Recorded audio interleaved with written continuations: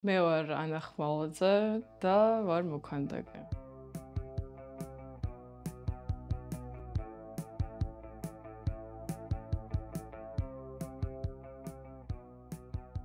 ოთხი წლის წინ კარანტინის პერიოდში დავიწყე თოჯინების კეთება.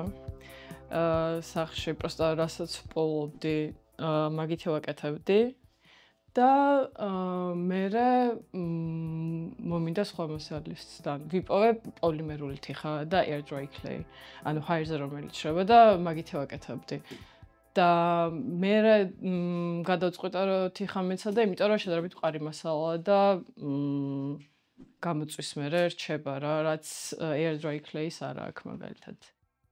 და არასდროს არ იცი როგორ დასრულდება, ანუ ტყდება გაშრობისას და ასე შემდეგ. განწყობა ნამუშევრებს ისეთი აქვს, როგორი განწყობაც მე მაქვს ზოგადად იმ მომენტში რა. და ეს სიმძაფრე განწყობის და გამომეტყველების ან მაგას განვიცდი და მე ეგ გადმოდის რეალურად ფიზიკურში, ანუ არ არის ეგ დაგეგმილი და რაღაც რა, რომ აი კონკრეტულად რაღაც ძალიან ბრუტალური სახის გაკეთებებითაც რაღაც რა. ბუნებრივად იღებს მაგ ფორმას, ანუ არ არის დაძალებული.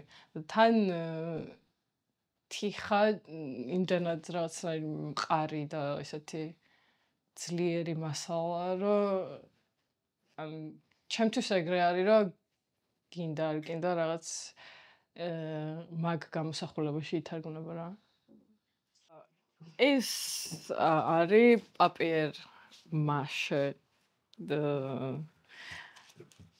და რო გადავწყვიტა რომ კერამიკით არ გამეკეთებინა რაღაც, პირველი იდეა იყო რომ პროსტა ხარახურას გადამუშავებული ფურცლები წამომეღო და მაგისგან გამეკეთებინა ფიგურა. ეს არის თედი ბერის ფეხები.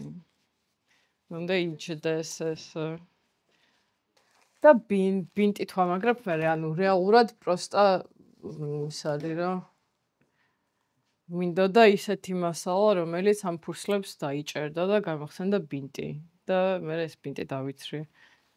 და ყველაფერს რეალურად ეგრე უდგები რა, ანუ ეს გახმა.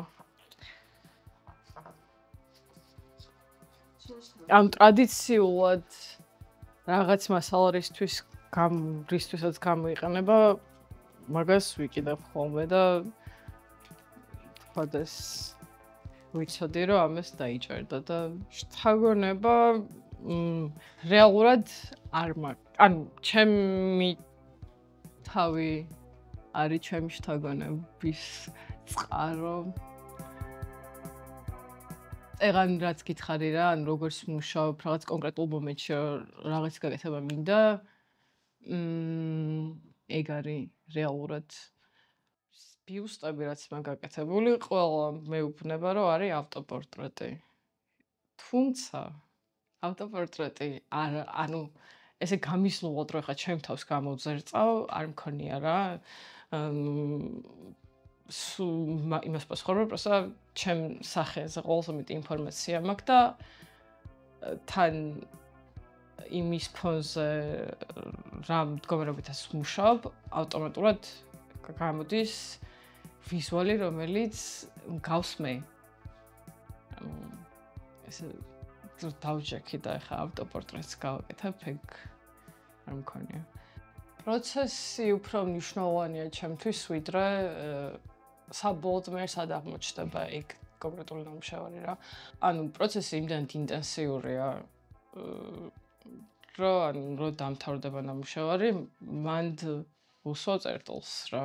даже გამოწვაც უკვე გამოწამოჭიქურება და ყველა ეგ რაღაც ტექნიკური ნაწილი მეორე ხარისხოვანია ხოლმე რა. მთავარია პროცესში როგორ ვმუშაობ და რას ვაკეთებ. და ანუ პროცესი ინტიმური კი არა, ინტენსიურია თქო იმას გულს. ეგ ის ჩემთვის იმას ნიშნავს, რომ რეალურად მუშაობის პროცესში გრძნობ მარტო რაღაც ჩემ სხეულებრივ არსებობას რა.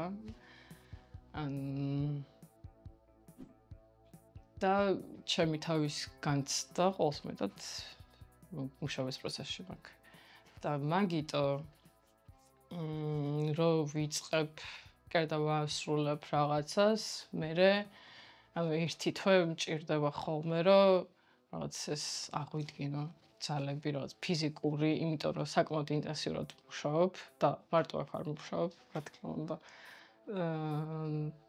და ემოციური, იმიტომ რომ თლიანად მოშვები რა, ყველანაირ ენერგიას კონკრეტულ ნამუშევარში ვიდებ. მე ერთი თვე მინდა ხოლმე რომ რაღაც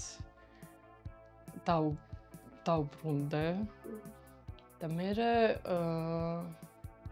უკვე ნაკლებად მნიშვნელოვანია იქ, რა ქვია, გამოწვევის დასრულების მერე საწავან, რაღაც მე თავისით სადაც უნდა იქცავდეს.